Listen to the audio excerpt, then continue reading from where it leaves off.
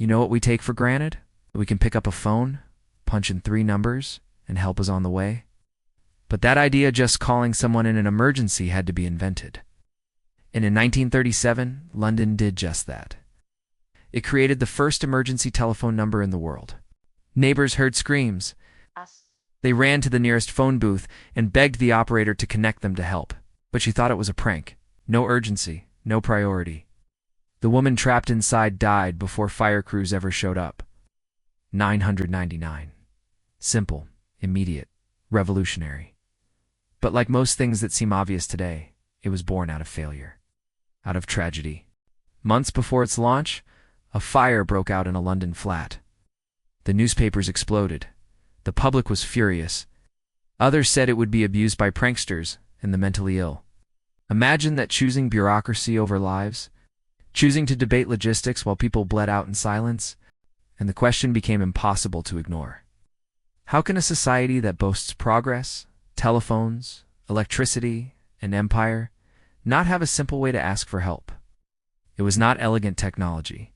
An operator still answered manually. Switchboards were overwhelmed on day one, and prank calls, they came. Of course they came, but so did the real ones, the desperate ones, the life or death ones. And the system we rely on today was not built for everyone. It was built first for the few, so they built one. But not without resistance, and for too many it still does. It was not for a fire, not for a murder, not even for a robbery.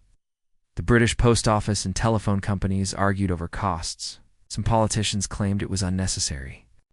And in the 1930s, that meant you had money, meant you lived in a good neighborhood, meant your emergency mattered more than someone else's. The poor still screamed into the void. The working class still relied on shouting into alleyways or banging on locked police station doors. Eventually, pressure won. London introduced the 999 system, making it the first city in the world where a simple number connected citizens directly to emergency services. And here's the part no one talks about. The very first official 999 call in history, it was a woman reporting a stolen coat. That's how it started. A little petty crime that marked the beginning of something huge. But this number, this basic service, was not offered to everyone, not right away. For years, 999 was only available to people in London who had access to a landline phone. The number was revolutionary, but it exposed a harsh truth. Technology may advance, but access rarely follows.